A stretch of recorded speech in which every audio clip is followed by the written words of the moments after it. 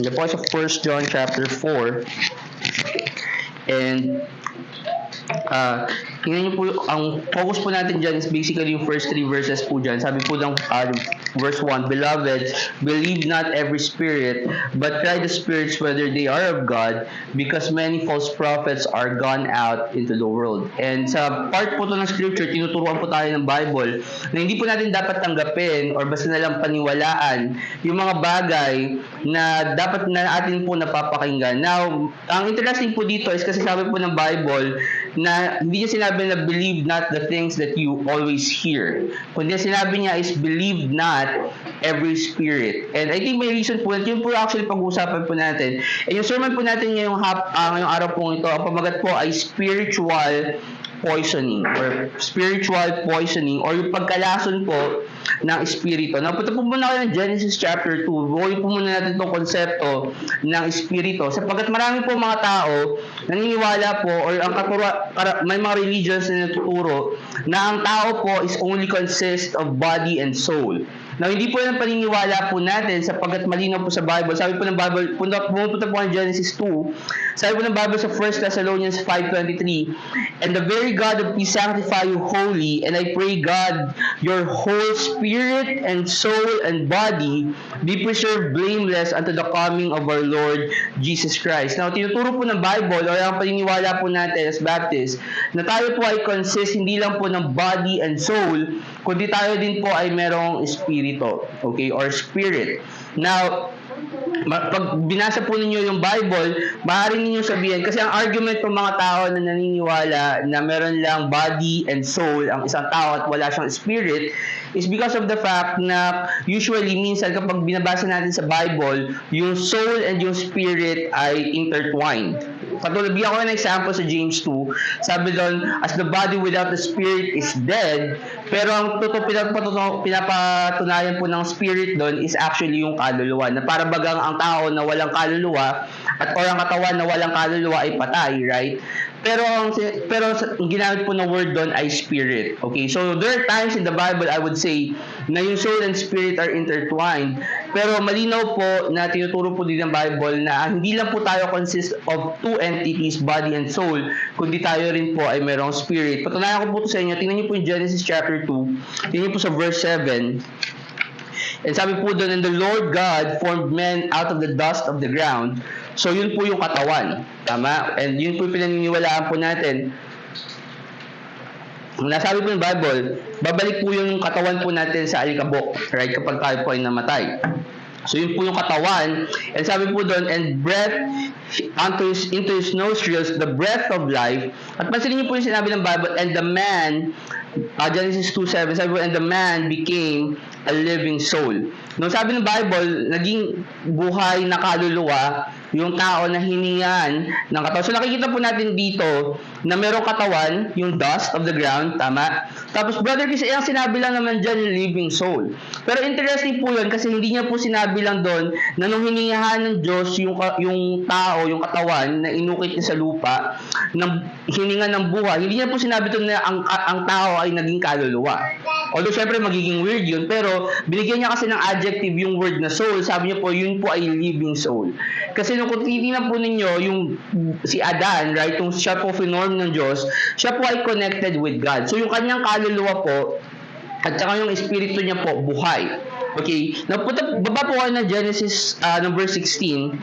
Tingnan niyo po yung commandment ng Diyos kay Adam. Sabi po doon, And the Lord God commanded the man, si Adam po yan, saying, Of every tree of the garden of thou mayest freely eat, but of the tree of the knowledge of good and evil, thou shalt not eat of it, for in that day that thou eatest thereof, thou shalt surely die. So, ang commandment po ng Bible kay Adan, ng Diyos kay Adan, na sabi niya, pwede kang kumain ng anumang bunga, ng anumang puno sa Garden of Eden, wag mo lang kakainin yung bunga ng puno ng kaalaman ng mabuti at ng masama. Okay? And just to take note, hindi po apple yon. Okay?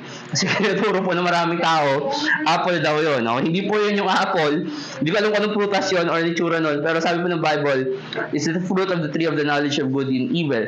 Eh sabi po ng Bible, kapag sabi po ng Diyos, na kung kakainin sa panahon na kakainin po yun ni Adan, sabi niya po, mamamatay po siya. Okay? Now, ito po yung signification, kasi kung papansinin niyo po, punta po kayo na Genesis 3. Genesis 3. Okay. Yung Genesis, kasi nung ginawa po nila, nakinain po nila yung prutas po na yon, ng knowledge of good and evil, hindi po sila, kung titingnan niyo po, physically, hindi po sila namatay. Tama? Pero, ang sabi po sa Genesis 3, tingnan niyo po yung verse 22, ito na po yung huli. And sabi po doon, and the Lord God said, Genesis 3:22, and the Lord God said, behold, the man is become as one of us to know good and evil, and now, lest he put forth his hand and take also of the tree of life, and eat and live forever. Therefore the Lord God sent him forth from the Garden of Eden to till the ground from whence he was taken. So he drove out of the man, and he placed at the east of the Garden of Eden cherubims, and with a flaming sword, which turned every way to keep the way of the tree of life. So ang ginawa po ng Diyos, tinik out po sila nung Garden of Eden. Okay? Now, hindi po sila physically namatay. Tama? Pero, so, ibig sabihin ba ng Brother Chris na hindi natuloy yung sinabi ng Diyos na kapag sila kumain nung prutas ng kaalaman ng mabuti at masama, mamamatay sila. Right? Kasi ang argument dito, sabi ng Bible, sabi ng Diyos, kapag kinain nyo yun, mamamatay kayo. Pero kinain nila yon, and kung titingnan natin yung story, hindi sila actually physically namatay. Kasi ang namatay doon, symbolically speaking, nung kinik out sila from the Garden of Eden, ang namatay doon is actually their spirit. Okay? Kaya malinaw po doon sa Genesis chapter 2 verse 7, nung sinabi the man became a living soul, malinaw po doon na hindi lang po yung basta soul, kasama po doon yung spirit. Okay? Punta po ng Romans 5. Romans chapter 5. At gusto ko po maunawaan niyo po ito na ang tao po, pinanganak po kasi siya na meron po siyang katawan at kaluluwa. Okay? And supposed to be meron po siyang espiritu, pero yung espiritu po na yon ay patay. Okay? Hindi po ito pareho ng konsepto ng spiritual ng original sin na sinasabi po ng mga Katoliko. Kasi ang original sin po, paniniwala po nila is the fact na ang tao born with a sin na minana nila kay Adan at kay Eva. Pero malinaw po sa Bible, na sinabi po ng Bible, na hindi ka po pwedeng parusahan sa kasalanan ng tatay mo. Okay, yung anak hindi pwedeng parusahan sa kasalanan ng tatay niya, at yung tatay ay hindi pwedeng parusahan sa kasalanan ng anak. So kung ganun yung konsepto or batas ng Bible, paano natin, bakit tayo huhusgahan or bakit sa atin sisingilin, kumbaga, yung kasalanan ni Adan, right? Katulad tinuturo ng mga Katoliko na hindi, namana mo yung kasalanan ni Adan eh. Okay, hindi ko namamana yung kasalanan. Okay? Ang namamana po natin is yung kakayahan po natin na makagawa ng kasalanan sapagkat tayo po ay ipinanganak na merong katawan at kaluluwa, pero yung espiritu po natin ay patay. Tingnan niyo po sa verse 12, nandiyan po sa Romans 5 verse 12. Sabi po doon, wherefore, as by one man's sin entered into the world, and death by sin. So, ano sabi po ng Bible? Sabi po ng Bible sa Romans 5:12 na sa pamamagitan ng isang tao pumasok ang kasalanan sa mundo. Okay? Sino po yung tao po na yon? Si Adan. Kasi si Adan po yung nagkasala, okay, kasi kumain po siya nung bunga po ng prutas ng kaalaman ng mabuti at masama. Sabi po doon, and death by sin, and so death passed upon all men. Pero pansin niyo po, sabi po doon, for that all have sinned. So pansin niyo, sabi ng Bible, yung kamatayan ay naipasa sa maraming mga tao, hindi dahil si Adan lang ang nagkasala, kundi kasi sabi ng Bible na sapagkat ang lahat ay nagkasala. Tapos binigyan niya po yun ng linaw, yung verse 13 hanggang verse 17 po, nakalagay po yan sa parenthesis kasi emphasis po yan no statement na binigay niya sa verse 12. Sabi po doon, for until the law, sin was in the world, but sin is not imputed when there is no law. Nevertheless, death reigned from Adam to Moses, even over them that had not sinned after the similitude of Adam's transgression, who is the figure of him that was to come. So, sinasabi po ng Bible, ang naipasa is yung kamatayan, hindi po yung kasalanan. Pansinin niyo po doon na, kasi baka isipin niyo, teka lang, itong verse pa lang, verse 14, sabi doon, naipasa yung kasalanan from Adam to Moses. Hindi po kasalanan yung napasa. Ang napasa po is yung kamatayan. Okay, verse 15 sabi po doon, but not as the offense, so also is the gift, is the free gift. For if through the offense of one man be dead, much more the grace of God and the gift by grace, which is by one man, Jesus Christ, hath abounded unto men. So, ang illustration po is pinasa po ni Adan yung kamatayan, pero ang pinapasa po ni Jesus Christ is yung buhay na walang hanggan na regalo po ng Diyos. Punta po kayo ng verse 17. Talon na po natin yung verse 17. Sabi po doon, for if by one man's offense death reigned by one, which more they which receive abundance of grace and the gift of righteousness shall reign in life by one. Punta po kayo ng John chapter 3. John chapter 3. John chapter 3. So, Brother Chris, paano nyo i-differentiate yung body at saka yung soul, tapos yung spirit? I would say na yung body and yung soul, that would be considered as yung physical part po natin. Kasi, although syempre yung katawan natin is basically kumbaga parang, yun po yung ginagamit po natin physically, yung flesh na tinatawag po natin. Okay. Pero yung kaluluwa po natin is the fact na tayo po ay nakakapag-isip, meron po tayong emosyon, and things like that. So that would be part of the physical realm, okay, yung physical side po natin kumbaga. But the spirit, okay, is basically what I would consider as supernatural, okay, or something na hindi siya parte ng physical life na. Hindi natin basta-basta kayang ipaliwanag with a logical basis kung ano yung spirito, kumbaga, or yung spirit po natin. Because I believe that's part of the supernatural side nung pagkatao po natin. Okay? And the reason why I'm saying this is because I want you to understand na, again, tayo po mga tao, meron po tayong katawan at meron po tayong kaluluwa. Pero tayo mga saved, buhay po yung ating espiritu. Okay? Ngayon, may mga tao dito na buhay, unsaved sila, hindi po sila ligtas. Okay? And ang consequences po ng hindi nila pagiging ligtas, basically yung kanilang espiritu po ay patay. Okay? And katunayan po niyan, sabi po ng Bible, nung binigyan po ng illustration si Nicodemus, ang sinabi po ni Jesus Christ sa kanya, para daw po maligtas ang isang tao, kailangan po niya maborn again. Tingnan niyo po yung verse 1, John 3 verse 1. Sabi po doon, there was a man of the Pharisees named Nicodemus, a ruler of the Jews, and the same came to Jesus by night and said unto him, Rabbi, we know that thou art a teacher come from God, for no man can do these miracles that thou doest, except God be with him. Jesus answered and said unto him, Verily, verily, I say unto thee, except a man be born again, he cannot see the kingdom of God. Nicodemus said unto him, How can a man be born when he is old? Can he enter the second time into his mother's womb and be born? Jesus answered, Verily, verily, I say unto thee, except a man be born of water and of spirit, he cannot enter into the kingdom of God. So, pansinin niyo sinabi po ng Bible na siya po ay kailangan mapanganak sa tubig at saka sa espiritu. So, yung born of the spirit, yun po yung kapanganakan po ng espiritu po natin. Muli, nung tayo po ay na-save, na nampalataya tayo sa Panginoong Jesucristo. So, yun po yung nag-resurrect po sa atin, yun po yung nabuhay na magbuli. Yun po yung tinatawag po natin na born again. By the way, just a side note, hindi po ito part ng preaching po natin, pero yung born of water po dyan, hindi po ibig sabihin yan ng water baptism. Okay? Kasi marami po mga tao sinasabi nila, hindi, kailangan mo mabautisman para maligtas kasi sabi dun sa John 3:5. Okay? Except a man be born of water. Number one, pag binabautisman ka po, hindi ka po pinapanganak. Okay? That's one. Okay? Pangalawa, sinasabi po ng Bible na born of water, kasi pag ang babae ng anak, okay, meron pong water na nabe-break. So, yun po yung water na sinasabi po doon, hindi po baptism or hindi po water baptism yung pinapatungkulan po dyan. Okay. So, balik yung verse 6, sabi po doon, that which is born of the flesh is flesh, And that which is born of the Spirit is spirit. So yung born of water, sabi ng Bible, is flesh.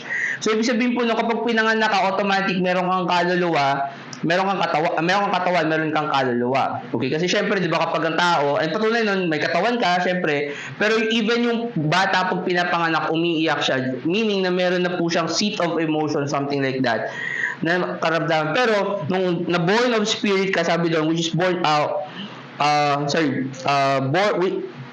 that which is born of spirit is spirit, yun po yung kaluluwa po natin. And ang espiritu po natin. And ang interesting po dun sa word na spirit, kasi pag tinignan niyo po siya sa Bible, okay, marami po siyang implication. Like for example, yung Holy Spirit. Okay? Kapag sinabi mo natin Holy Spirit, obviously it pertains to one of the personality sa Trinity po natin. Isa po siyang tao, isa po siyang person. Kumbaga, he's a different entity from God the Father, from God the Son. Meron po siyang sariling gustong gawin or things like that. Isa po siyang considered as person, right? So, tawag natin doon Holy Spirit. Okay? Pero, papansinin niyo rin, meron ding mga tinatawag sa Bible, meron ding mga spirit sa Bible na you would consider as emotion. Okay? Example is nung sa Exodus, nung magbibuild sila nung tabernacle, sabi ng Bible, binigyan niya ng spirit of wisdom ako yung pangalan ng Bible character, pero nag-start yung pangalan niya sa B. Okay, so binigyan niya ng spirit of wisdom yon para makapaggawa ng mga kailangan gawin sa tabernacle. Okay? Or for example, sa book of Numbers, meron doon tinatawag na spirit of jealousy. Okay, hindi mo naman po pwedeng sabihin na espiritu yung jealousy na pag ikaw nagsiselos, okay, sinasaniban ka ng masamang espiritu or something like that, okay? Pero ang jealousy po is an emotion na nararamdaman po ng isa pong tao. Pero ang sabi po doon is that it's the spirit of jealousy, okay? And meron din po sa Bible, for example, 7 spirits of God. Okay? So, kapag tinignan niyo 7 spirits of God sa Isaiah, well, it shows na puro po siya mga emotions, okay? Or characteristics na po pwede pong gawin ng Diyos. Then, ang third application po ng word na spirit is basically yung mga unclean spirits, right? Or yung mga familiar spirits, so to speak, sa Bible, na nagpo-possess ng mga bagay na yun. And I think, the reason why I'm explaining this is because of the fact na ang pag-usapan po natin ay spiritual poisoning. Okay? Ibig sabihin, yung pagkalason po, hindi lang po nung katawan, okay, kasi i-compare po natin, bakit natin hindi hinahayaan na tayo ay malason physically, pero meron din po tayo dapat i-consider na pagkalason po ng ating pong espiritu. Okay? And yung pagkalason po ng espiritu, makikita nyo po yun, kasi it would affect your emotion. Okay? And I would say na ito rin po ay isang form na parang yung familiar spirits or yung unclean spirits, so to speak, ay hinahayaan po kayong maramdaman po yun. Napunta po kayo ng Deuteronomy chapter 8. Deuteronomy chapter number 8.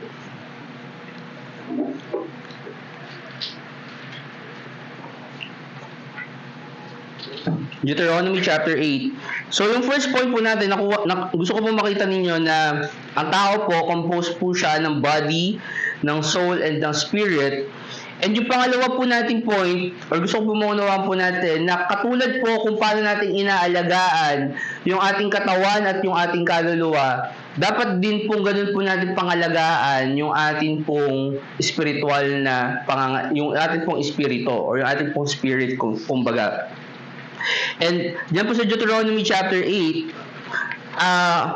pinapatungkulan po dyan kung paano po tayo dapat alagaan yung ating pong espiritu in a sense na kumbaga parang kapag tayo po, di ba, ang tao kapag siya po ay aalagaan niya yung katawan niya, basically meron po siya dapat kinakain, right?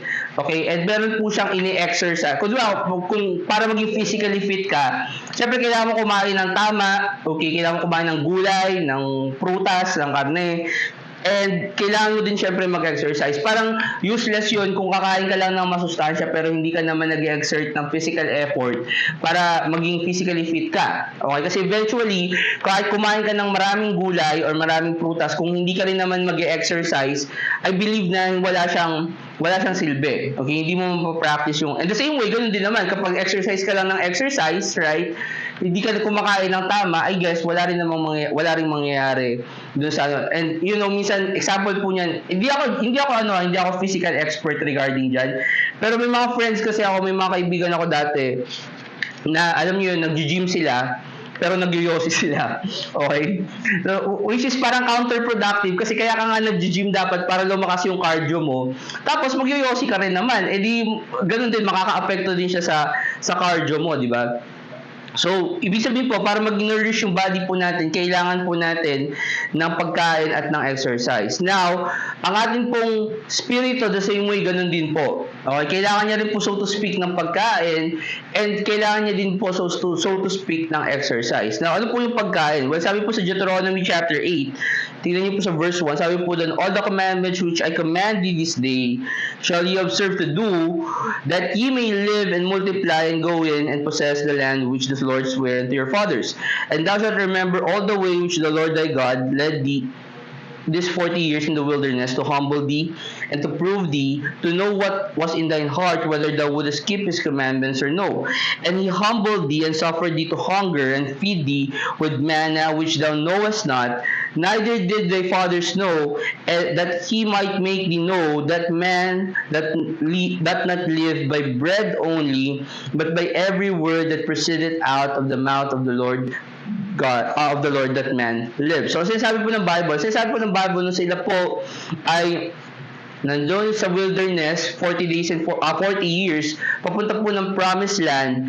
O kaya sabi po ng Bible, binigyan po sila ng Diyos ng pagkain. Sinuplayan po sila ng Diyos ng pagkain. At sinasabi po ng Diyos, ni Moses sa kanila, na yun po ay isang symbol or symbolic lesson na ibinigay po sa kanila ng Diyos para matutunan po nila yung konsepto na ang pagkain po ay hindi lang po, ang tao ay hindi lang basta nabubuhay sa pagkain pisikal, na katulad po nung iniisip po nila. Kasi kung titingnan niyo po yung kwento ng manna, the reason kung bakit po binigay ng Diyos yung manna is dahil yung mga tao sa Israel, sila po ay nagko-complain na, buti pa sa Egypt, dati meron kaming kinakain na prutas, dati kumakain kami ng isda, ngayon dito, wala kaming makain na kahit na ano. And sinabi ng Bible, binigyan sila ng Diyos ng manna as sustenance para sa kanila, para patunayan na hindi lang yon ang kailangan nila sa buhay nila, kundi ang kailangan po nila is yung spiritual food na galing po sa Diyos, which is today, ang tawag po sa spiritual food na yon is yung Word of God. Okay? So kung baga yung pagkain na kailangan po ng espiritu po natin is hindi po siya is yung Word of God, yung mga salita po ng Diyos. Okay?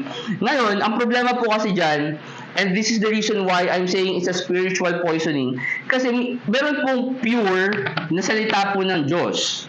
Tama? Meron po salita ng Diyos na kapag binasa mo, alam mo na salita po ng Diyos. Pero at the same time, meron po mga Bible na corrupted. And I think that is one of the reasons na napopoison po, so to speak, yung kaluluwa natin if we're reading the wrong Bible. Kaya importante po na tama po yung binabasa po natin na Bible. Right? Kasi yun po yung spiritual na pagkain po natin araw-araw. Punta po kayo ng 1 Timothy chapter 4. 1 Timothy chapter 4.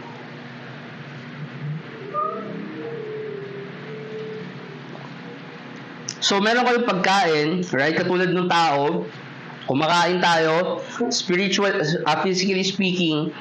So, as a spiritual po natin, sa spirit po natin, kailangan po natin siya pakainin ng salita po ng Diyos. And I would say this, right? Na kapag, kung gaano ka kadalas kumain physically, okay, dapat ganun din yung application mo spiritually. Na kumbaga kung ikaw kumakain ka ng 3 times a day, okay, as much as possible, ganun din dapat pakainin mo yung kaluluwa mo with the same amount na kaya niya mag-survive sa loob ng isang araw or isang linggo. Obviously, nandito kayo sa church ngayon, nakakapakinig kayo, nakakapagbasa kayo ng Bible. So, that's one sustenance ng pagkain po natin. Pero, mapapansin nyo rin po, na hindi lang po yun, yung sustenance po natin. Kasi tayo po ay hindi lang po siya sa pamamagitan ng doktrina na pinapaliwanag po sa iyo, kundi syempre sa Bible po, how you read your Bible every day, that's how you're going to supply your needs. Okay? Diyan po sa first, and yung susunod po doon is syempre, paano naman natin i-exercise, right? Well, tingnan niyo po ito sabi ng Bible sa 1 Timothy chapter 4, tingnan niyo po sa verse 1. Sabi po doon, now the Spirit speaketh expressly that in the latter time some shall depart from the faith. Pansinin niyo po sabi po doon, giving heed to seducing spirits and doctrines of devils. Ano po sinasabi po ng Bible? Sinasabi po ng Bible na in the last times, marami po daw po magbabackslide. Kasi alam po natin to, na sa end times, ang sinasabi po ng Bible, there shall be a great falling away. Okay? Kaya sabi po ng mga Baptist, yun daw po yung pre-trib. Okay? Kasi yun daw po yung rapture. Okay? Bago daw magka-rapture, kailangan many shall fall away. Yun daw po yung rapture dahil yun daw po yung mawawala po yung maraming mga Kristiyan. Hindi ko alam po paano ka babagsak ng pababa, ay paano ka aakyat ng pababa. Okay, kasi falling away yung rapture pataas, di ba? So, di ko alam kung paano nangyari yun. Pero, sinasabi ng Bible na meron daw po magkakaroon ng great apostasy sa church at the end times. At sinasabi po ng Bible sa 1 Timothy chapter 4 na ito daw po ay dahilan sapagkat maraming mga tao ang magbibigay po na o ang bibigay, sabi ng Bible dun sa mga seducing spirits. Okay? And sabi po dun, and doctrines of devils, speaking lies in hypocrisy, having their conscience seared with a hot iron. So sabi po ng Bible na ito po ay dahilan sapagkat marami po magsisinungaling sa kanila. At gusto ko pansinin yung sinabi po kasi doon, seducing spirit. So, ibig sabihin, ito po ay dahilan sa mga tao na na-poison, nakinig sila ng maling bagay, at sila po ay na-seduce ng maling spirit po na yun. Tanong po kayo sa verse number 6. 1 Timothy chapter 4, verse 6. Sabi po doon, but if thou put the brethren in remembrance of these things, sabi ni Paul kay Timothy, kung papaalalahanan mo yung mga kapatiran ng mga bagay na to, but thou shalt be a good minister of Jesus Christ. Pansinin niyo, nourish up with the word of faith. So yun po yung sinasabi ko kanina sa inyo, na word of faith, na pagbabasa ng Bible, personal time ninyo ng pagbabasa ng Bible. Pero sabi din po doon, and of good doctrine whereunto thou hast attained. So makikita ninyo yung nourishment po ng mabuting kaluluwa is nakabase po sa dalawang bagay. Yung words of faith na sinabi ko sa inyo kanina na dapat tama yung sinasabi sa inyo. But tama yung Bible na binabasa ninyo. But secondly is the fact na kailangan meron din kayong good doctrine. Okay? Kasi ang sinasabi ng Bible na kung wala kang good doctrine, yung context po ng 1 Timothy chapter 4, pwede kang ma-seduce ng ibang mga espiritu. Sabi, pwede kang maniwala sa mga bagay-bagay na hindi naman talaga actually tinuturo ng Bible. And as a result, well, basically, maapektuhan yung espiritu mo, magiging backslider ka in a sense. Mamaya patitingnan po natin yung mga epekto ng spiritual poisoning. Pero sinasabi po ng Bible na manorish kayo kailangan ng dalawang bagay. Kailangan manorish kayo ng Bible, words of faith, and secondly po ng good doctrine, which is manggagaling po siya basically sa isang preacher sa loob po ng isang church na nagpe-preach po ng sermon, right? So, yun po yung sinasabi po ni Paul po kay Timothy. Sabi po dyan, verse 7, but refuse profane and old wives' fable, and exercise thyself rather unto godliness. So sinasabi ng Bible, ninourish ka ngayon ng salita ng Panginoon, ng Bible, ninourish ka ngayon ng good doctrine, at ang kailangan natin, pangalawa, i-exercise, kasi diba, sabi ko nga sa inyo kanina, yung nourishment ng katawan ng tao is basically sa pagkain tsaka sa exercise. Well, ang pagkain natin is yung good doctrine and yung Bible, and then ang exercise natin is basically living as a holy and separated life. Sabi ng Bible, you should exercise thyself rather unto godliness. Okay.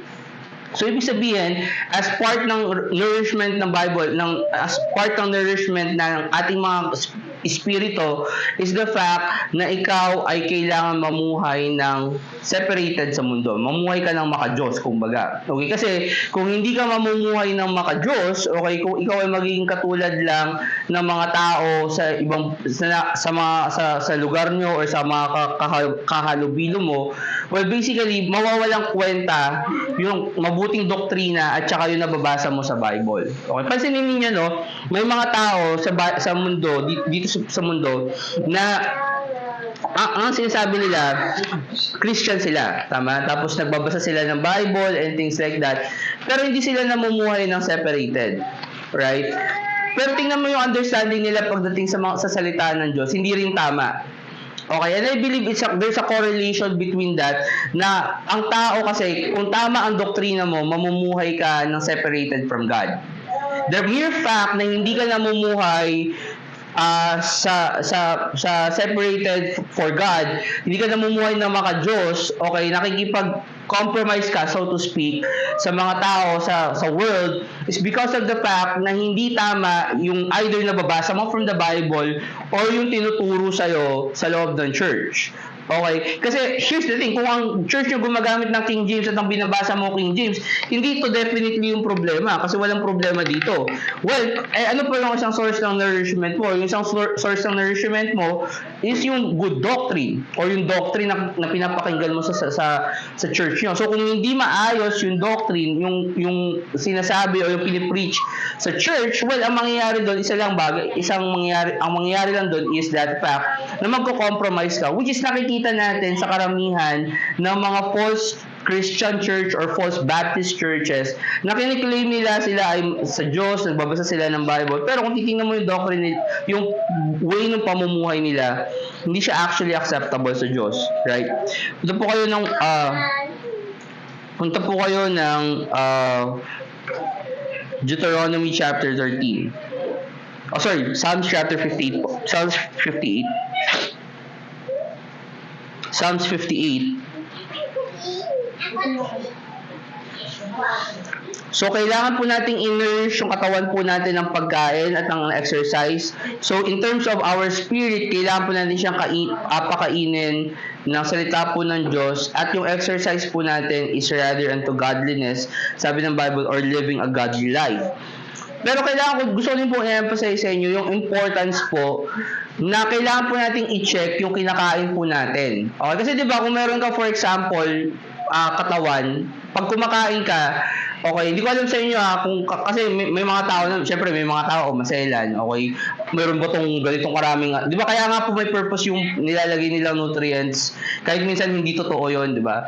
Okay, nilalagay nila doon, 0% sugar, pero soft drinks. Paano karoon ng 0% sugar na soft drinks, di ba?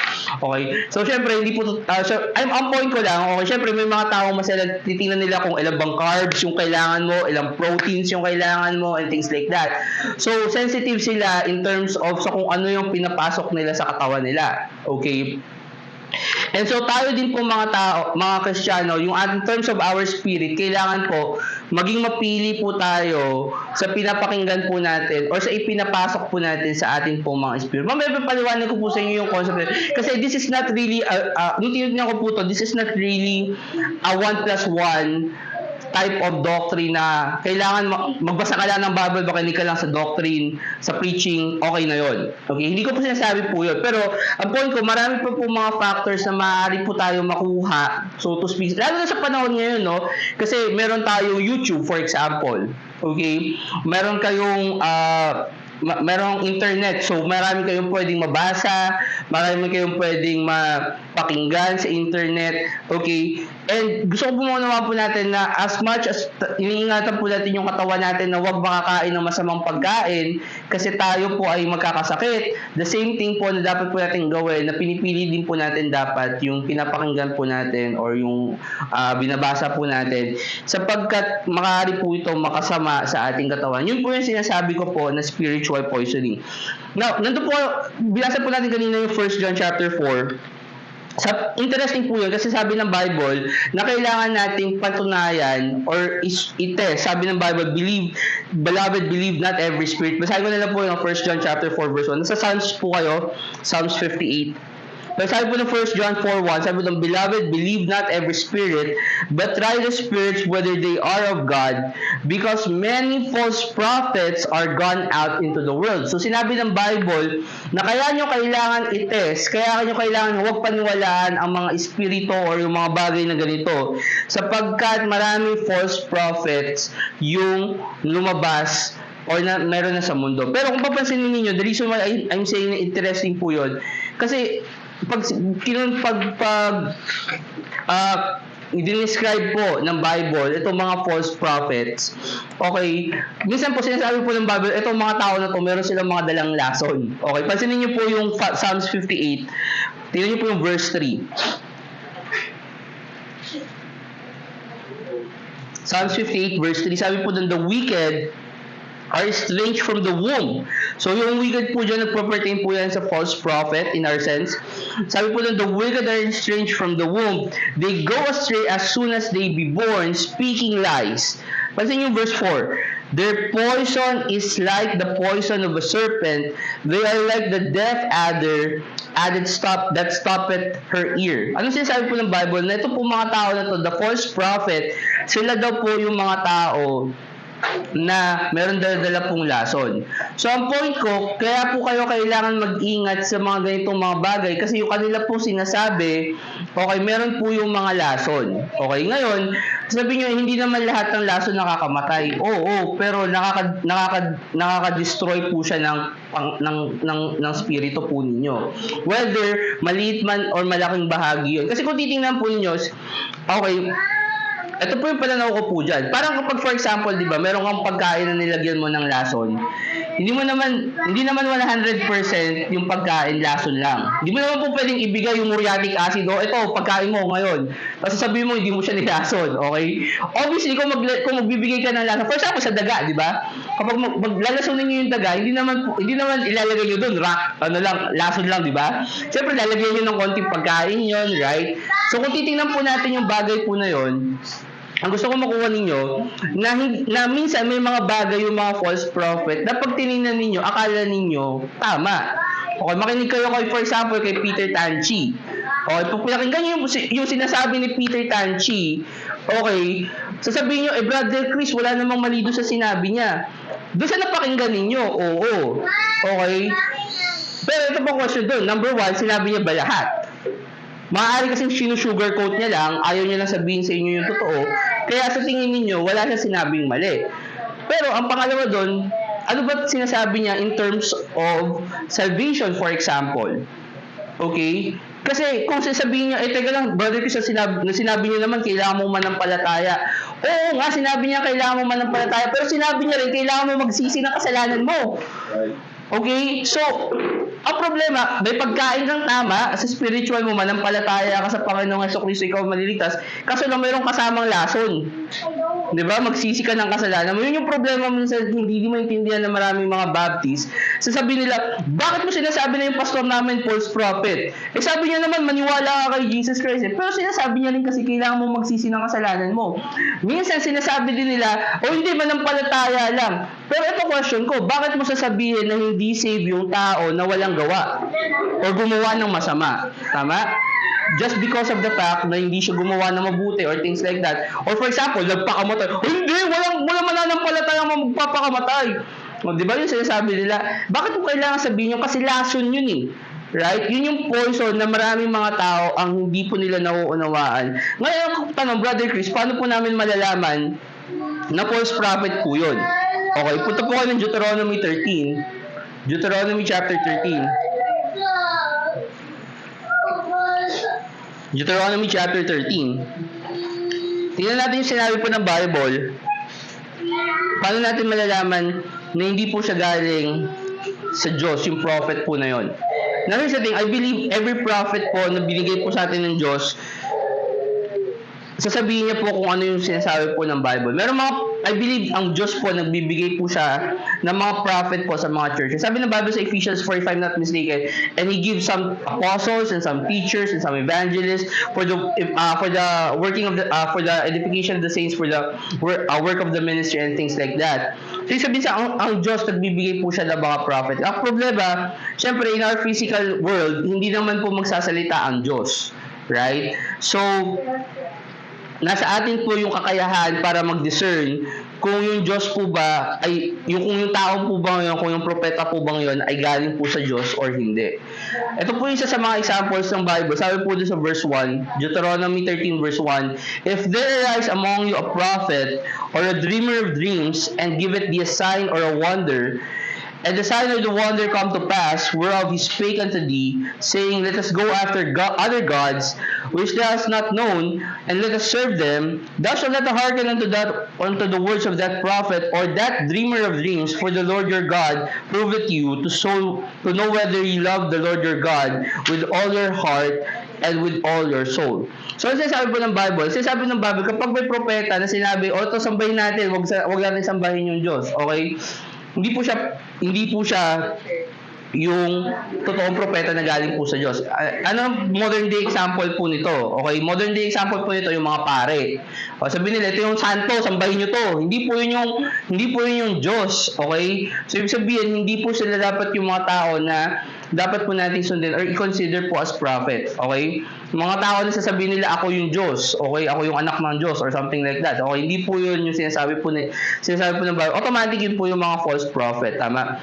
Pero kung papasanin ninyo, I believe na sinasabi po doon na hindi lang po yung let us go after other gods. Okay? Dapat po maunawaan po natin kung sino po yung Diyos na tinuturo po ng Bible. Like for example, kung yung preacher tinuturo niya na si Jesus Christ tao lang, automatic hindi po siya galing sa Diyos kasi ang turo po ng Bible si Jesus Christ ay Diyos. Okay? Or for example, tinuturo po nung tao na yung Diyos ay iisang Diyos lang, in a sense, okay, at hindi po siya po pwede maging God the Father, God the Son, God the Holy Spirit. Hindi po siya Trinity, oneness lang po, isa lang ang Diyos, okay, siya na rin yung Diyos Ama, siya na rin yung Diyos Anak, siya na rin yung Banal na Espiritu. Hindi po yun galing po sa Diyos kasi ang Diyos po, though iisa siyang Diyos, okay, siya po ay Diyos na consists of God the Father, God the Son, and God the Holy Spirit. Ngayon, kapag tinanong nyo sa akin paano nangyari yun, hindi ko alam. Okay, kasi di naman ako Diyos. Pero yun po ang malinaw na tinuturo po ng 1 John 5:7. Tama? So yung aspeto po na yun, ng Bible na kailangan po natin maunawa kung sino po yung Diyos. So, other than that God, kung meron pong ibang Diyos na tinuturo, number one, hindi na po siya yung Diyos. Example, yung Diyos na namatay para sa ating mga kasalanan, right? Si Jesus Christ. Okay, kung hindi po siya yung Diyos na yun, ibig sabihin hindi po sila galing po sa Diyos ng Bible po. Punta po kayo Deuteronomy chapter 18. Deuteronomy chapter 18. Isa po pong example ng Bible sa Deuteronomy chapter 18 kung paano daw po malalaman na false prophet yon. Sabi po dun, but the prophet, verse 20, Deuteronomy 18 verse 20, but the prophet which shall presume to speak a word in my name, which I have not commanded him to speak, or that shall speak in the name of other gods, even that prophet shall die. Okay, pero pansinin niyo yung detail na dinagdag po doon sa Deuteronomy chapter 18 verse 20. Kasi sa 13, sinabi niya na po na kapag ang tao, sinabi niya na sumamba kayo sa ibang Diyos, automatic false prophet na po yun. Pero ang dinagdag niya po doon is the fact na yung prophet po na yun, nag-presume. Ibig sabihin, inassume niya na or sinasabi niya, so to speak, na ako ay nagsasalita sa pamamagitan ng Diyos. Tama? Ang example po niyan is yung mga tao na nagsasabi, ako sinugo ng Diyos, bigyan niyo sa akin lahat ng pera ninyo. Okay? Wala po sinabi ang Diyos na ibigay niyo sa kanila ibigay niyo sa Diyos lahat ng pera ninyo. Okay? Ang commandment po ng Diyos 10% lang. Okay? So yun lang po yung kailangan po ninyong ibigay sa Diyos. And sabi po doon, and if thou verse 21, and if thou say in thine heart, how shall we know the word which the Lord hath not spoken? When a prophet speaketh in the name of the Lord, in the thing follow not, nor come to pass, That is the thing which the Lord hath not spoken, but the prophet that hath spoken it presumptuously, thou shalt not be afraid of him. So kapag isang bagay nangyari, pag isang bagay sinabi ng propeta, pero hindi nangyari, automatic false prophet yon. Bigyan ko ng example. Okay, Seventh Day Adventist. So, sinabi nila, ito yung taon kung kailan dadating ang Panginoon. Okay, hindi nangyari. Alam niyo, minsan nagugulat ako sa mga ganitong mga tao.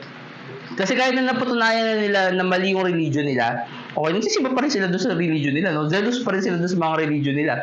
Hindi ko maintindihan, may mga utak ba tong mga tao na to? Kasi kung ako, imagine niyo, di ba, Seventh Day Adventist ako before, tapos bigla sila nag-declare na, in the year, ganito, ganyan.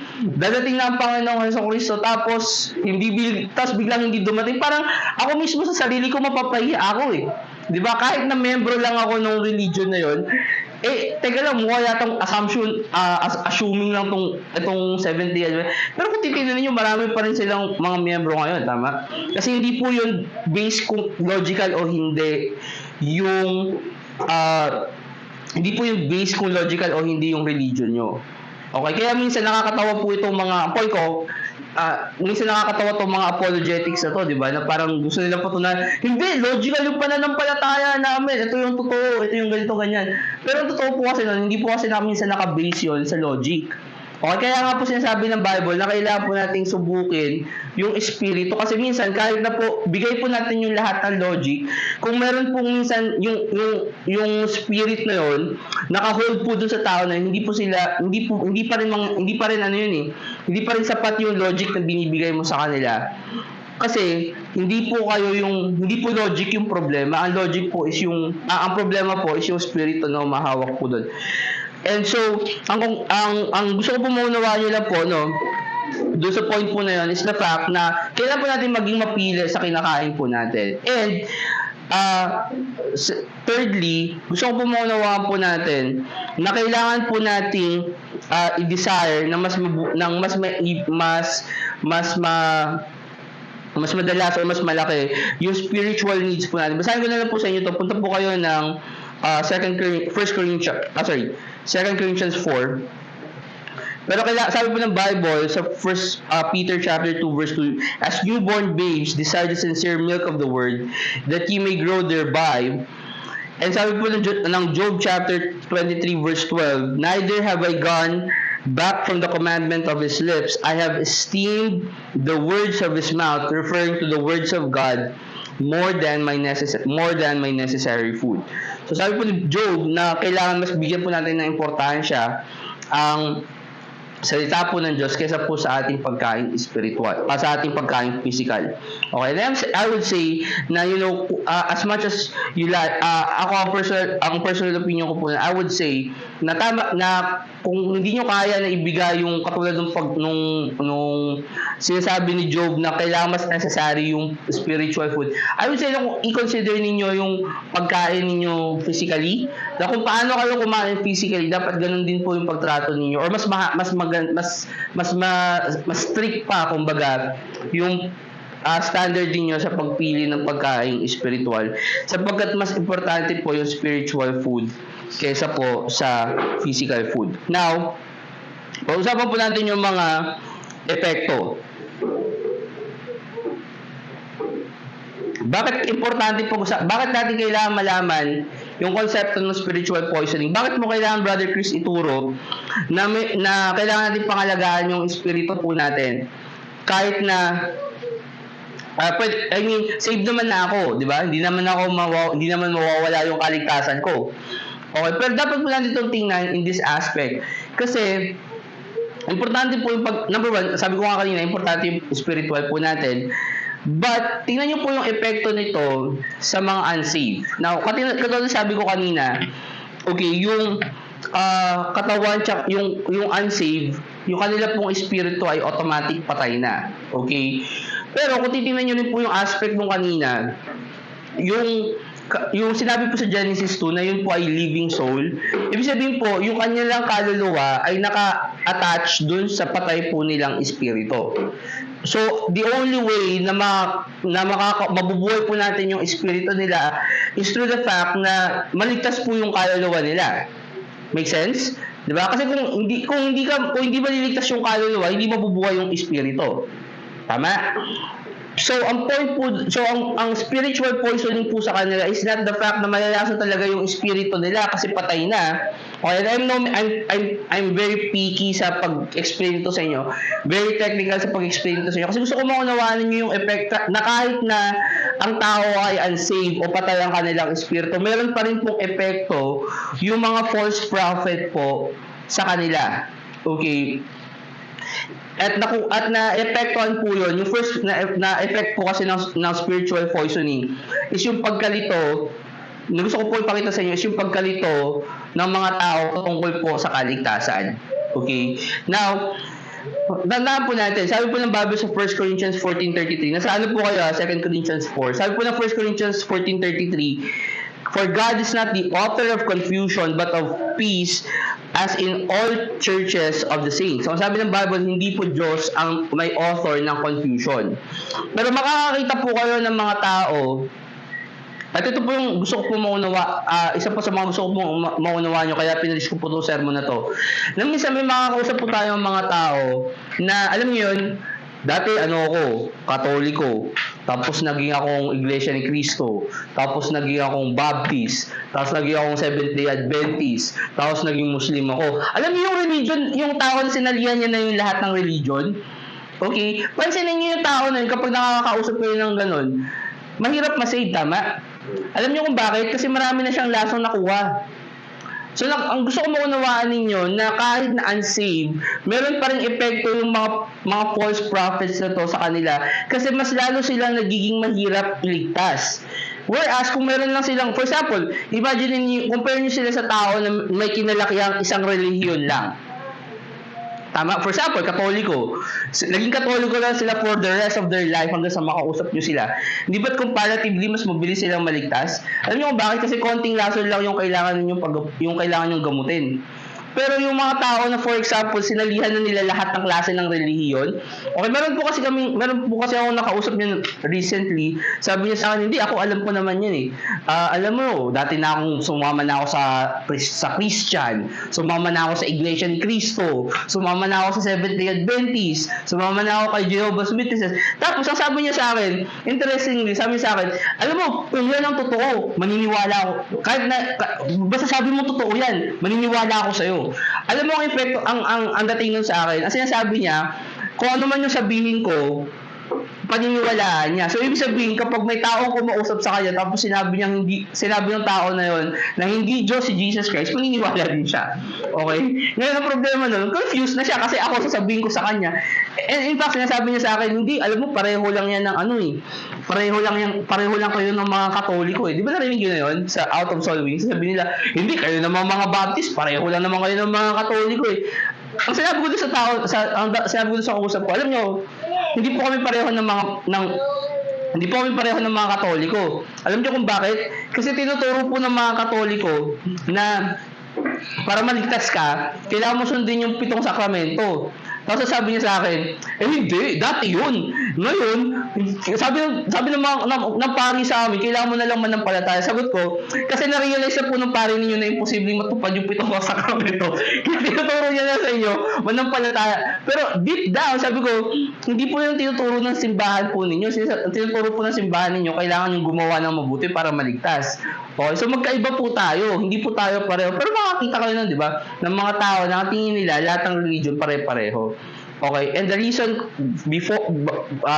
for that is the fact na sila po kasi ay nalaso na po. And sasabihin ko po sa inyo, meron pong espiritu yon. Okay, tingnan niyo po yung 2 Peter chapter 4 verse 1.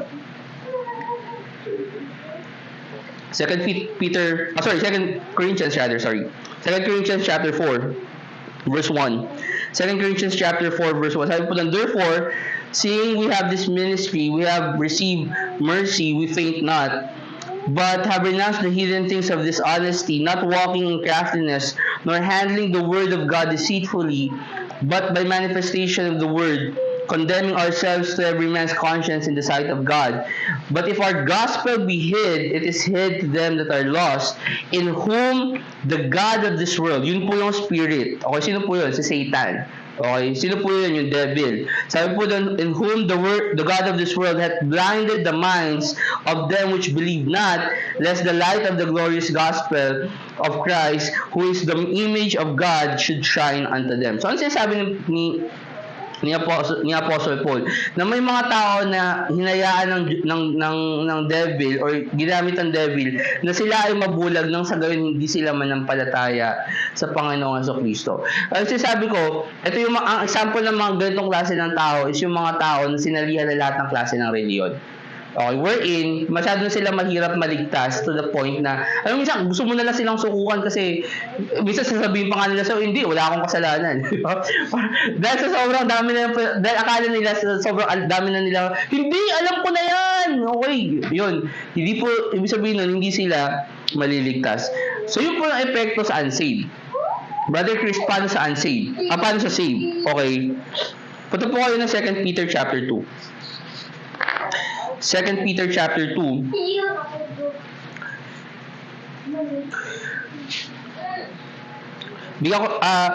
Ang example po, marami po itong category. Okay? Pinili ko na lang po ito kasi sobrang dami pong pwede kong ipakita sa inyo na epekto ng spiritual poisoning sa mga tao or sa mga ligtas na tao. Pero ang isang example po nito is yung vexation, okay, and yung pagkatakot. Okay? Kasi yung spiritual poisoning po, ulitin po natin, gusto ko lang i-emphasize, yung spirit po, pinapakain po natin sa pamamagitan po ng makikinig at saka ng panunood. Okay, kung ano yung nakikita ng ating mata, kung ano yung naririnig natin, tama. Kasi syempre, pag binabasa mo, tinitingnan mo. Okay, bigyan ko ng example, napatunay po nun, na ang spiritual po natin, pinapakain po natin sa pamamagitan ng nakikita po natin, tsaka ng naririnig po natin. Isipin nyo yung sabi po ng Bible sa Romans, diba? Faith cometh by hearing, and hearing by the word of God. Diba? Pansinin nyo, ang sinabi ng Bible para magkaroon ka ng faith, yung pananampalataya mo daw, galing sa pakikinig. Right? So, yung pakikinig mo, yung nakikita mo, okay, yun yung nakaka-apekto basically sa kung ano yung pinapakain mo sa spiritual mo. Ang example po ng isang Kristiyano na sobrang naapektuhan ng kasalanan po ng mundo, yung spirit ng kasalanan ng mundo, okay, is si Lot. Kasi rin yung sabi ng Bible sa 2 Peter chapter 2 verse 7. Sabi po doon, and delivered just Lot, vexed with the filthy conversation of the wicked, for that righteous man dwelling among them, in seeing and hearing, ang ginawa doon, vex his righteous soul from day to day with their unlawful deeds. Ang sinasabi ng Bible, na kapag tayo daw po, na lagi tayo nakikisama sa mga tao na makasalanan, okay, imagine niyo si Lot, di ba? Si Lot nakatira siya sa Sodom and Gomorrah. Ang yung Sodom and Gomorrah, di ba? Seat of, parang ito, parang kang, and here's the thing, parang ka nasa Pilipinas, okay? Sabihin na natin yung Sodom and Gomorrah, parang nasa Pilipinas. Brother Chris, grabe ka naman. Di ba naman, saan ka naman pupunta dito sa Manila na di ka makakakita ng bakla at tomboy? Di ba? So, para ka rin so kung ako tatanungin mo, para ka na rin namuhay sa Sodom and Gomorrah. Kasi isipin nyo, honestly, isipin nyo, i-challenge ko kayo, magbigay kayo ng trabaho dito sa Pilipinas, dito sa Manila, sa Cavite, okay, na hindi ka makakakita ng bakla or ng tomboy sa buong 8 hours ng trabaho mo. Wala. Minsan nga katrabaho mo pa sila eh. Di ba? Minsan boss mo pa. Okay? Iba na, hindi mo na nga i-consider yung customer na bakla or tomboy. Yung katrabaho mo na lang. Di ba? So, hindi ba't parang pwede mo na sabihin na ikaw ay nasa loob ng Sodom and Gomorrah? Okay, na yung nakikita mo, nakakatrabaho mo, puro bakla. Okay? Ganun doon po si Lot. At alam niyo ang resulta kay Lot? Sabi ng Bible, yung kanyang matuwid na kaluluwa, na-vex. Ano po ibig sabihin ng na-vex? Ang ibig sabihin po ng na-vex na bagabag yung kanyang kaluluwa, okay, dahil po sa kanyang nakita at sa kanyang narinig. Okay? Sabi po ng 2 Timothy, punta po ng Isaiah 30. Isaiah 30. Sabi po ng 2 Timothy chapter 1 verse 7, God hath not given us the spirit of fear, but of power and of love and of a sound mind. So ang sabi ng Bible na ang Diyos hindi po nagbibigay po sa atin ng spirit ng takot, espiritu ng katakutan, pero ang binigay niya po sa atin ay espiritu ng kapangyarihan, ng pag-ibig at ng matinong pag-iisip. Pero kung papansinin niyo dun sa kwento po ni Lot, di ba? Sobrang takot niya. Okay? And hindi ko po alam yung degree ng takot niya, pero kung titingnan niyo po yun, sa sobrang takot niya, inoffer niya yung kanyang mga anak dun sa mga sodomites. Okay? Now, hindi ko alam kung tama.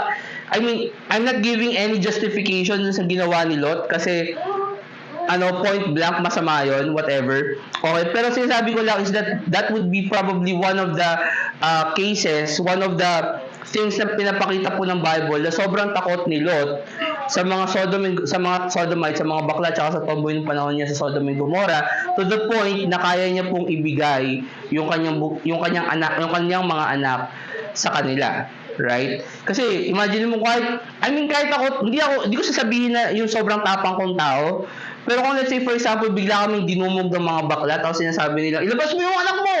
Ay, bahala na, patay na kung patay, di ba? Pero hindi ko ibibigay yung mga anak ko para molestyahin itong mga tao na to. So yun po yung makita po natin, isa sa mga epekto po ng ng spiritual poisoning sa mga Christians, yung kanila pong vexation, pagkabagabag, tsaka yung kanila pong takot. Pero isa pa po sa mga problema po na yun, isa po sa mga problema po ng spiritual poisoning, epekto po dito, minsan nagiging rebellious po yung isang saved people, yung isang saved person. Yan po sa Isaiah 30 verse 1, sabi po doon, woe to the rebellious children, saith the Lord, take counsel not of me, but not of me, and that cover it with a cover, and that cover with a covering, but not of my spirit, that they may add sin to sin. They walk to go down to Egypt, and they have not asked at my mouth, to strengthen themselves in the strength of Pharaoh, and to trust in the shadow of Egypt. Therefore shall the strength of Pharaoh be your shame, and the trust in shadow of Egypt your confusion. For his princes are at Zoan, and his ambassadors came to Hanes. They are all ashamed of a people that could not profit them, nor be unhelped, nor profit, but ashamed, and also were reproached. The burden of the beasts of the south, into the land of trouble and anguish, from whence come the young and the lion, the viper, the fiery flying serpent, they will carry their riches upon their shoulders of young asses, and their treasures upon the bunches of camels, to a people that shall not profit them. For the Egyptians shall help in vain, to no purpose. Therefore I cried concerning this, their strength is to sit still. Now go, write it before in a table, and note it in a book, that it may be for a time to come, forever and ever. And yung verse po na, wait lang po sabi po sa verse 9, hindi ko kasi nakopya yung verse. Yun po kasi yung verse na gusto kong ipakita sa inyo. Sabi po doon, Isaiah 30 verse 9, sabi po doon, that this is a rebellious people, lying children that will not hear the law of the Lord, which say to the seers, pansinin niyo po sabi po doon, which say to the seers, see not, and to the prophets, prophesy not unto us right things, speak unto us smooth things, prophesy deceit. Ano yung gusto ko makita niyo po yung ano sa 10 at sa 9 tsaka sa 10. Na ang epekto po ng pagiging rebellious person, or yung dahilan kung bakit po sila ay rebellious people, isa pagkat sinabi po nila sa kanilang mga propeta na huwag kayong mag-prophesy ng tama. Okay, so ano yung pinrophesy ng mga propeta nila? Mali. So yun po yung spiritual poisoning. Kaya nakikita ko po doon, naging rebellious po sila kasi wala po silang tamang doktrina na napakinggan. Wala po silang right preaching na napakinggan. So therefore, sila po ay naging rebellious. Therefore, epekto po yun ng pagiging backslidden po, pagiging rebellious po nila. Okay. Last effect po, gusto ko pong ipakita sa inyo. Punta po kayo ng Galatians chapter 5.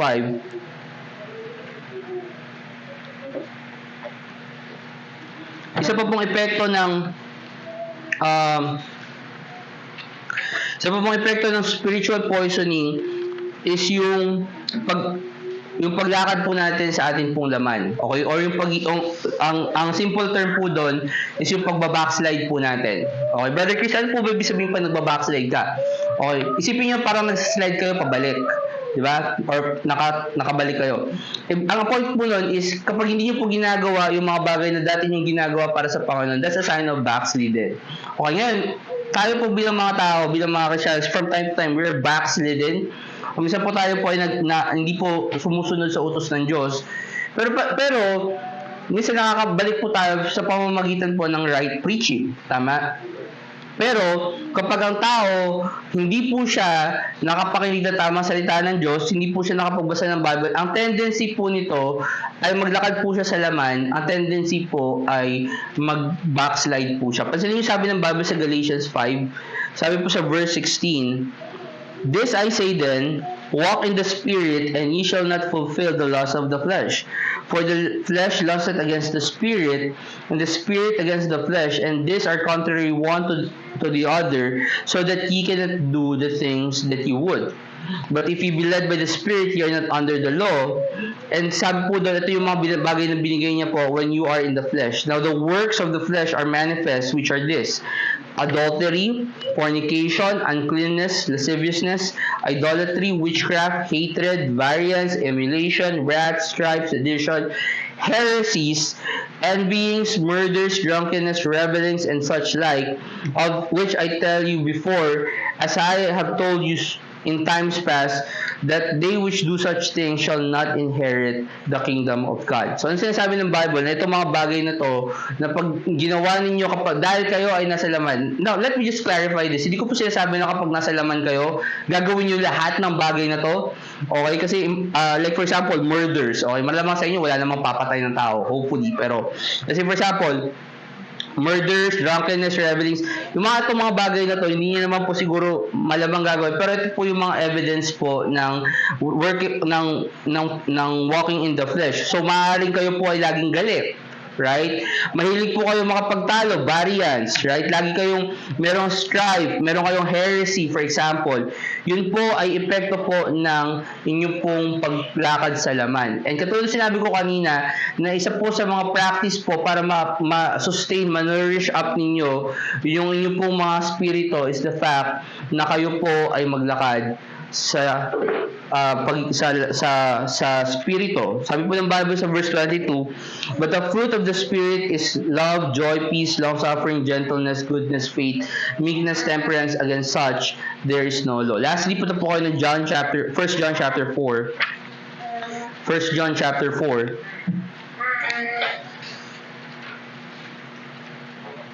So point number 1, kailangan po nating maunawaan na tayo po ay composed ng body, soul, and spirit. Point number 2 na kailangan po nating i-nourish yung ating pong katawan or ating pong spirito katulad ng pag-nourish po natin sa ating mga katawan.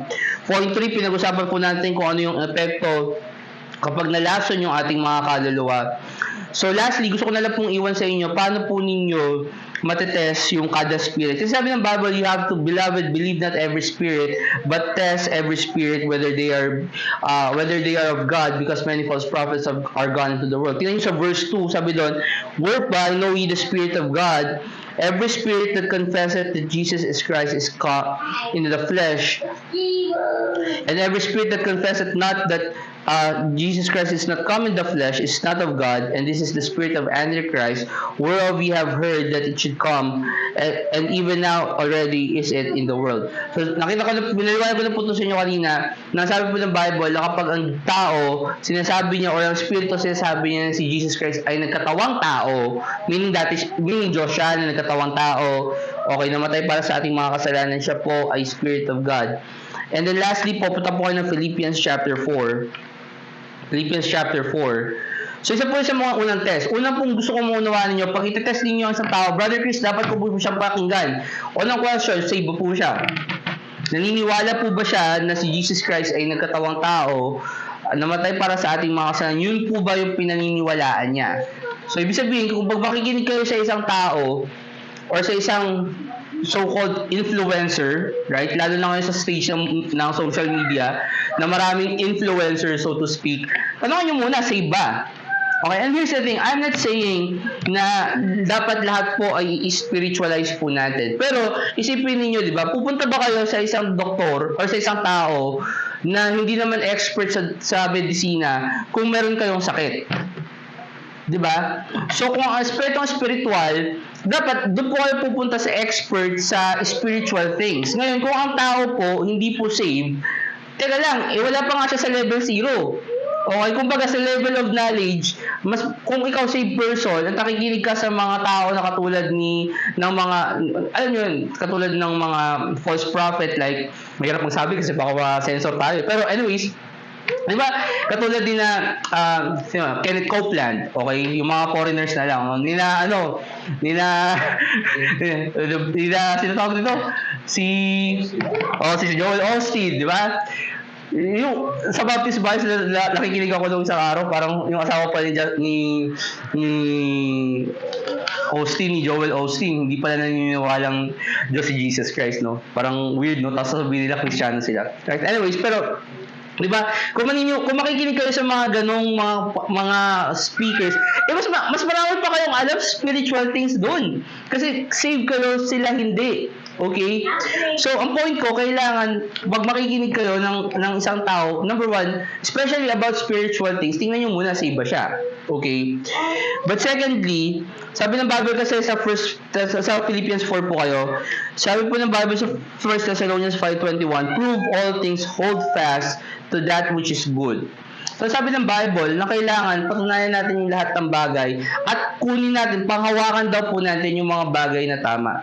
It connects directly po sa Philippians chapter 4. Tingnan niyo po yung verse 8. Sabi po doon, finally brethren, ito po yung mga dapat po nating bagay na dapat po nating isipin. Sabi po doon, finally brethren, whatsoever things are true, sabi po ng 1 Thessalonians 5:21, pareho po yun, whatsoever things are honest, whatsoever things are just, whatsoever things are pure, whatsoever things are lovely, whatsoever things are of good report, if there be any virtue, if there be any praise, think on these things, those things which ye have both learned and received and heard and seen in me do, and the God of peace shall be with you. So, anong point ko dito, Brother Chris? Kung sinasabi ko po sa inyo, na kung kayo po titingin spiritually side, number one, tingnan nyo po kung saved. Okay? Now, in terms of other things, not spiritual. For example, maghahanap kayo ng programmer, okay? Or nag-aaral kayo ng magluto, okay? Huwag po kayong makikinig dun sa cook, dun sa chef, okay, na blatantly atheist. Okay? Kasi maaaring expert siya, okay, pero here's the thing, hindi po rin, I don't think na tama pong makinig kayo sa mga tao na directly, blatantly, blatantly dinideny nila yung existence ni Jesus Christ. Kasi I think na hindi rin po yung tama sa spiritual niyo. Kasi sabi ng Bible sa Philippians chapter 4 verse 8, sabi po doon, whatsoever things are honest and whatsoever things are just. Okay? So, kung blatantly, doon sa mismo, abang nagluluto siya, sinasabi niya yung tungkol kay Jesus Christ, na hindi totoo si Jesus Christ or something like that, obviously, don't listen to him. Okay? Kasi here's the thing, yung sinasabi pong prophet sa Bible, okay, yun po yung tao na yung context po kasi ng panahon nila, yun lang po yung tao nagpapahayag ng salita po ng Diyos. Okay? Ngayon, sa panahon po natin ngayon, gusto ko po maunawaan yung po to, na dahil po tayo ay marami ng technology, ways para masabi yung gusto po nating sabihin, okay, hindi lang po ito patungkol sa mga false prophets na alam ninyong blatantly may religion or something like that, okay? May mga tao po sa mundong to na hindi po sila propeta, so to speak, pero nilalaso nila yung mga kaluluwa. Okay, bigyan ko ng example. Okay, mga artista. Sa US hindi to problema, pero sa atin problema to. Alam niyo kung bakit? Okay, kasi maraming mga artista ang sasabihin nila, hindi, Christian kami. Okay, pero may mga kissing scene. Right? Pero nag-agree sila sa mga kissing scene. Nag-agree sila na magpakita ng mga hindi naman dapat nila ipakita sa katawan nila. Okay? I mean, hindi sila nagsusuot ng maayos. Okay? And sasabihin, trabaho yun, Brother Chris. Oo nga. Pero kung papakinggan mo sila, nilalason mo yung kaluluwa mo kasi hindi yun tama. Hindi siya honest, hindi siya just. Okay? Hindi siya of good report, so to speak. Okay? So, point out ko, yun sinasabi ko sa inyo na in the technical world, kapag non-spiritual side, yung pinag-uusapan po natin, na kapag spiritual side, simple lang. Kung save yan, pakinggan mo. Kung hindi, huwag mo pakinggan. Pero, in the non-technical world, doon sa ibang aspeto ng buhay po natin, non-spiritual side ng buhay po natin, piliin nyo din po yung pakikinggan ninyo kasi hindi po lahat ng dapat na pinapakinggan ninyo tama. Okay? Kasi pag pinakinggan nyo sila, mismo yung espiritu ninyo, sila po yung... Kasi isipin nyo, mga artista, yung mga idol nila, di ba? Sasabihin nila, Christian kami. Tapos, makikita mo sila sa mga ganito klase ng pelikula and things like that. Anong nagiging epekto sa Christian? Sabi nila, pwede naman pala eh. Kasi si ganito nga, ginagawa, di ba? Kaya ako po minsan, naiinis talaga ako kapag yung isang artista sinasabi nila, Christian sila, pero hindi naman sila namumuhay ng tama. Or minsan, di ba, makita ninyo yun, yung minsan, I think it was 2 years ago, na merong artista na bash, di ba? Kasi sabi niya, kailangan mo magsisi ng kasalanan mo. Tapos kahit na pumatay ka, pupunta ka pa rin ng langit kasi nagsisi ka na ng kasalanan mo. Okay? Nabash siya. Tapos, yung mga Christian first, hindi yun ang mensahe ni Jesus Christ. Hindi po, number one, hindi po mensahe ni Jesus Christ na kailangan mo magsisi ng kasalanan mo para maligtas ka. Tama yung second side na kapag nakapatay ka ng tao, okay, pupunta ka may possibility pa rin na pumunta ka ng langit. Pero here's the thing, hindi po yun sa pamamagitan ng pagsisisi ng kasalanan. Right? Sa pamamagitan po yun ng pananampalataya. So let's be careful kasi meron pong konsepto na ganito sa Bible na tinuturo po na kailangan po natin subukin yung bawat espiritu pinapakinggan po natin sapagkat maaari po tayong malason kapag hindi po natin ginawa. Let's pray, dear Father, Lord. Maraming salamat po sa araw po ito na ibigay niyo po sa amin, Panginoon, kami, Lord God, ay yung po tinulukan, Lord God, na maliwanagan sa topic po na ito, Panginoon, spiritual po. Tulungan niyo po, Panginoon, na i-discern po mga kausap, Panginoon, mga pinapakinggan, Lord God, sa mga buhay po namin. Kung sila po ba, Panginoon, ay dapat po namin pakinggan or kung sila po, Panginoon, ay makaka-apekto upang hindi po maging maayos sa akin po mga spiritual na pamumuhay, Panginoon. Lord, we pray, Lord God, na kayo nga po, Panginoon, na mag-bless sa amin, Panginoon, dito sa Cavite, Lord God, na magkaroon po kami, Panginoon, ng maraming mga kapatiran, Lord God, na patuloy po maglilingkod po sa inyo at sa inyo pong pangalan, Panginoon, ay mag-preach ng gospel, Panginoon, at patuloy na susuporta pa sa gawain po ito. Amin po pinag-pray, Panginoon, yung may bahay po na ito na patuloy niyo pong i-pour out yung blessing sa kanila, Panginoon, sa patuloy pong pagpapagamit ng kanila pong tahanan. Ngayon din po, amin pong hinihiling, Panginoon, yung bawat miyembro, Panginoon, ng iglesia na ito. Bless niyo po, Panginoon, yung kanila pong mga trabaho. Kayo nga po, Panginoon, ang mag-guide po sa kanila, Panginoon, sa mga bagay na gusto po nilang gawin. At kayo nga po, Panginoon, patuloy na paunawa po sa amin, Panginoon, ng mga bagay na dapat po namin maunawaan. Patawarin niyo po kayo para sa po mga kasalanan in Christ name I pray. Amen.